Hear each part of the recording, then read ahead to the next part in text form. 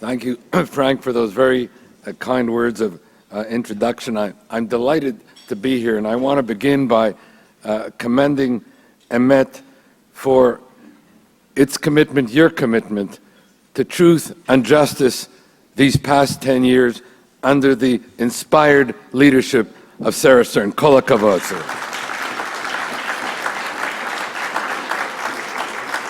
I regret that my late arrival from Canada, we are in the last throes of this Parliament.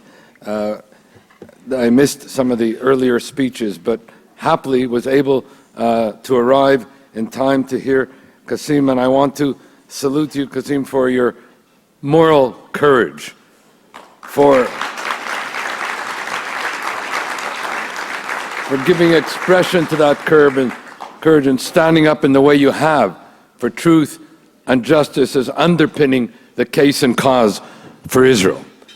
And also to Reb Shmuley, again, for your inspired advocacy and also for being at the forefront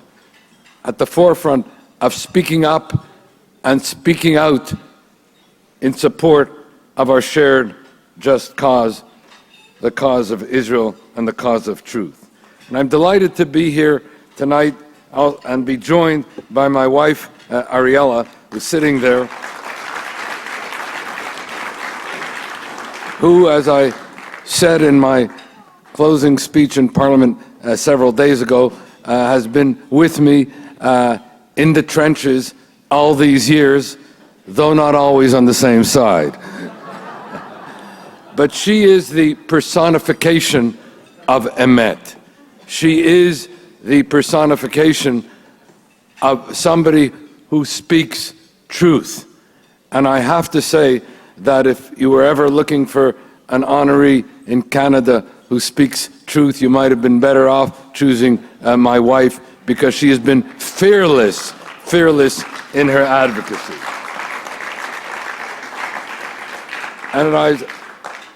And as I speak of notions of truth and justice, I'm reminded this evening of my parents, Zichronam Livracha, blessed memory, who taught me early on foundational truths that underpinned my work, my involvement all these years. It was my father who taught me, before I could understand the profundity of these words, when he said to me that tzedek, tzedek tirdof, justice, justice shall you pursue, is equal, as he put it, to all the other commandments combined. This, as he put it, must be the vishinam tam levanecha. This must be what you must teach onto your children. But I have to say that it was my mother who, when she heard my father saying these things to me, would say that if you want to pursue justice, you have to understand, you have to feel the injustice about you. You have to go in and about your community and beyond and feel the injustice and combat the injustice. Otherwise, the pursuit of justice remains and can remain a theoretical construct. And so, as a result of these teachings, I got involved in the two great human rights struggles of the second half of the 20th century, the struggle for Soviet Jewry and the struggle against apartheid. And also got involved because that's how they held it out to me, as being the struggle for Israel. Of Israel, and as I said this in the Canadian Parliament, not just sharing it with you this evening, but in one of my closing speeches there, I said that I come to the support of Israel, not simply because it is a Jewish cause, but because with all its inadequacies, like any other democracy, at its core, it is a just cause. And if it is a just cause, it deserves the support of all men and women of goodwill, wherever they may be. We meet this evening, and I'm going to move to a close, we meet this evening at an important moment of remembrance and reminder. We meet on the 70th anniversary of the end of the Second World War, which really were two wars. The Nazi war against the Allies and the Nazi war against the Jews. As Elie Wiesel has so compellingly reminded us, the Holocaust was a war against the Jews in which not all victims were Jews, but all Jews were targeted victims. Something which I appreciated again in a recent visit to Auschwitz, where when one walked into the barracks, there was a panel which said 1.3 million people were murdered at Auschwitz. 1.1 million of them were Jews, reminding us that while it may begin with Jews, it doesn't end with Jews. Let there be no mistake about it. Jews were murdered at Auschwitz because of anti-Semitism. But anti-Semitism did not die at Auschwitz. And the bloodied anti-Semitism is the bloodied canary in the mineshaft of evil. And so may I close by making reference to two unanimous resolutions adopted by the House of Commons, the Canadian Parliament, recently. The first, with respect to Iran, condemned the five-fold Iranian threat: nuclear, terrorist, incitement, hegemonic, and massive domestic repression.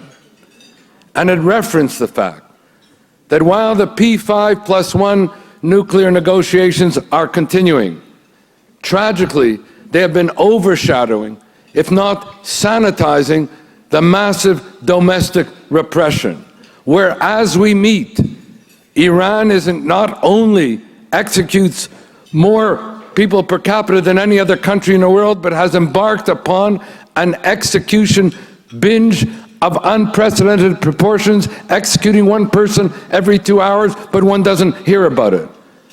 An intensification of the criminalization of dissent. The ongoing prosecution and persecution of religious and ethnic minorities, symbolized by the targeting of the Baha'i, the largest religious minority in Iran, and the continuing imprisonment of the leaders of civil society in Iran. And as our Foreign Affairs Subcommittee put it, when we think about the P5+1 negotiations, let us always remember that a country that engages in such massive domestic repression and lies about it is a country that one has to mistrust as one seeks to verify.